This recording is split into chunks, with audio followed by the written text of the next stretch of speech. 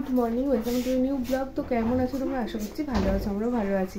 আজকে ব্লগটাও কিন্তু দীঘা থেকে, এবং আজকে হচ্ছে লাস্ট ডে। আমরা সকালে যাচ্ছি শঙ্করপুর, এসে একটু মুড়ি টুড়ি খেয়ে তারপরে আমরা বেরিয়ে যাবো। তো চলো তোমরা ভিডিওটা দেখতে থাকো। এদিকে দেখো সবাই রেডি হয়ে গেছে।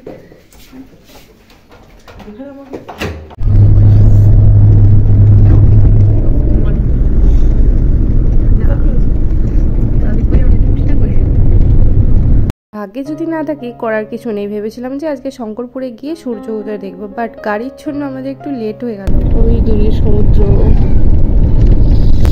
দেখ সমুদ্র দেখা যাচ্ছে,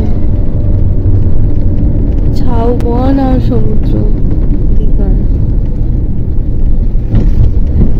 বন্ধুরা, এখান থেকে কিন্তু মোহনা, মন্দারমণি, তারপরে তোমার শঙ্করপুর যাওয়ার রাস্তা শুরু হচ্ছে। তবে মোহনা যাব না, এত গন্ধ লাগে। এর আগের বার এসে 1 মাস পুরো নাক থেকে মনে হয় মাছের গন্ধ যায়নি। তো ওই জন্য আমরা শঙ্করপুর যাব, সূর্য উদয় দেখতে যাব বলেই বেরিয়েছিলাম, বাট সেটা তো আর কপালে হলো না। তাই রাস্তায় যেতে যেতেই দেখে নিলাম। আর এই দেখো আমরা শঙ্করপুরে পৌঁছে গেছি, আর সেই সূর্য উদয় হয়েছে। আর কি দারুণ দেখতে লাগছে বন্ধুরা, পুরো ফাঁকা বীজটা, আর এরকম মানে জলে এসে সূর্যের আলোটা পড়ছে, পুরো চারিদিকে একদম চিকমিক করছে।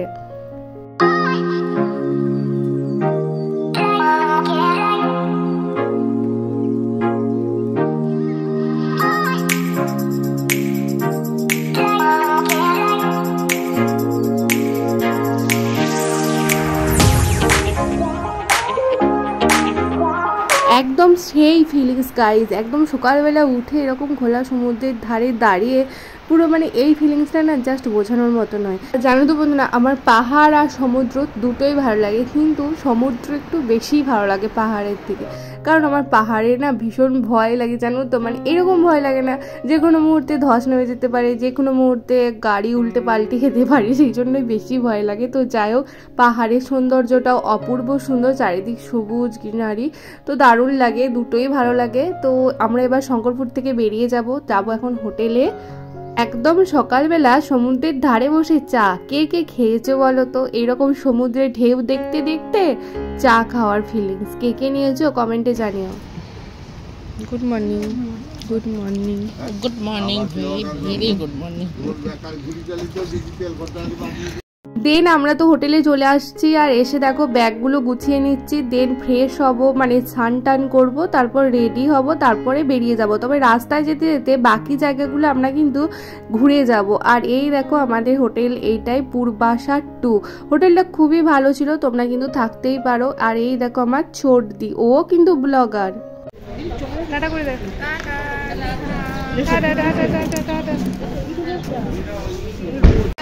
কতগুলো ব্যাগ দেয়, কত ব্যাগ, ওরে বাপ রে। এইটুকু দীঘা টুরে এত ব্যাগ। মা, দিদি, হ্যাঁ ওই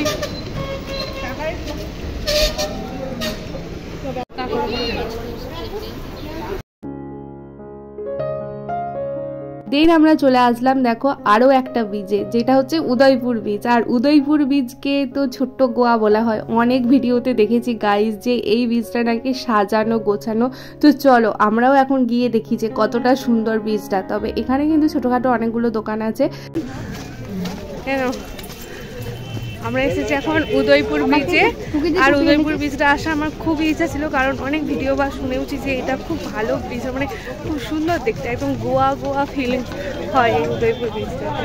এবার চলে আসলাম এদিকে 2 বোন পর্যন্ত 2টো টুপি কিনতে। আর এই যে বোনও কিনছিল, তবে আমরা কিনবো না, আমাদের না টুপি আছে এরকম।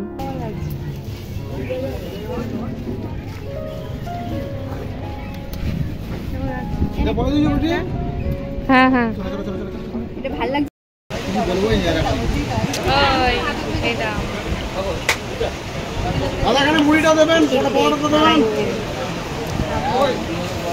ব্রেকফাস্ট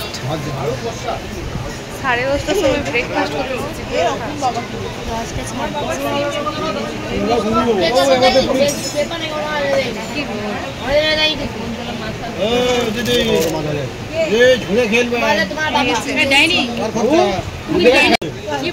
আপনি কথাটা বুঝলেন? ও আচ্ছা,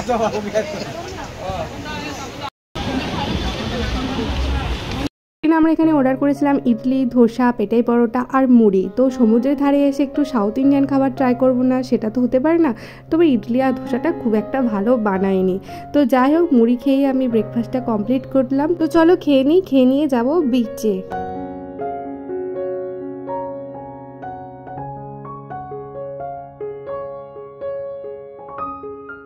আর উপর থেকে দেখি সত্যিই বেশ সুন্দর লাগছে, দেখো ব্রিজটা। আর তবে প্রচুর লোকজন আছে, কিন্তু খুব সুন্দর ব্রিজটা, মানে দীঘার থেকে বেস্ট। আচ্ছা, তোমরা কি জানো যে এই উদয়পুর ব্রিজটা, মানে উদয়পুর এখানটা পড়ে আছে উড়িষ্যা বর্ডার, আর ওয়েস্ট বেঙ্গল আর উড়িষ্যার মাঝখানে এই উদয়পুর বিচ।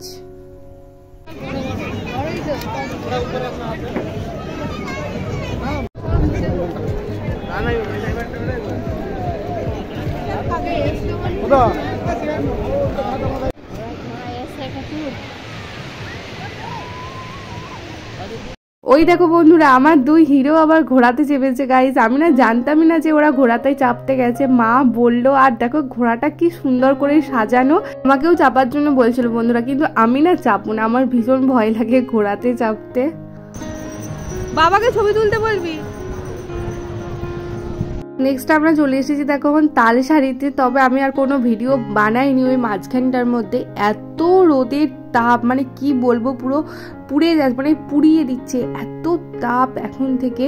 তো সেই জন্য আর ভিডিও বানানোর কোনো এনার্জি থাকছিল না। আর এই দেখো চলে এসেছি এখন তালসারিতে। আর এখানে নৌকা দেখে বুঝতেই পারছো যে তালসারি। তবে লাল কাঁকড়া দেখার খুব ইচ্ছা ছিল, কিন্তু ওই পাড়েতে যেতে হবে। আর এই বোটগুলোতে বলছিল 100 টাকা করে চাইছিল গাইস পার হেড, ভাবতে পারছো। সেজন্য আমরা আজ যাইনি, তো এখান থেকেই চলে আসলাম। এই জাস্ট জালটা উঠলো সমুদ্র থেকে। আর এইগুলো হচ্ছে পার্শে মাছ, অনেক কম দাম বলছিল, কিন্তু নিয়ে আসার প্রবলেম, কি করে নিয়ে আসবো এতটা রাস্তা, সেজন্য আর নেওয়াও হয়নি। Hello, hi, bye bye. একটা গোটা ক্যাশ আমার তোর কাছে, এই আমার কিউট গার্ল। তো এখন আমরা এসেছি চন্দনেশ্বর মন্দির। এই যে এখানে যা রোদ, বাপরে বাপ, মাথা ফেটে যাচ্ছে পুরো রোদে।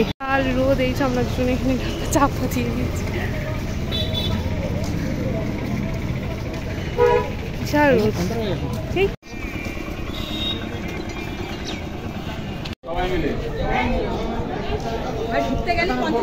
সবাই মিলে তার থেকে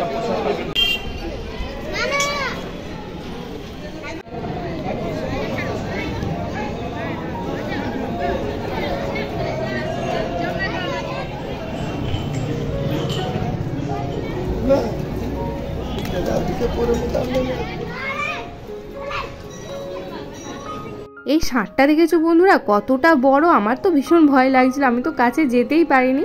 আর তারপরে এই মন্দিরের আশেপাশে বেশ কয়েকটা মন্দির আছে, তো সেগুলোতে আমরা এখন দর্শন করছি। জানো তো বন্ধুরা, এই মন্দিরটা আসলে শিব মন্দির। এর চারিদিকে দেখলাম অনেক শুভ অনুষ্ঠান হচ্ছে, উপনয়ন হচ্ছে, অন্নপ্রাশন হচ্ছিল, তো প্রচুর শুভ অনুষ্ঠান এই মন্দির থেকে হচ্ছিল। আশেপাশে এরিয়াটা দারুণ সুন্দর, আর ভেতরে কিন্তু পুজো হচ্ছে। আর এই মন্দিরটা হলো চন্দনেশ্বর দেবতার মূল মন্দির। আমরা তো ভেতরে গিয়ে সুন্দরভাবে বাবার দর্শন করে আসলাম। আর বন্ধুরা, এত রোদ গরম পড়েছে দেখো, সবাই টায়ার্ড।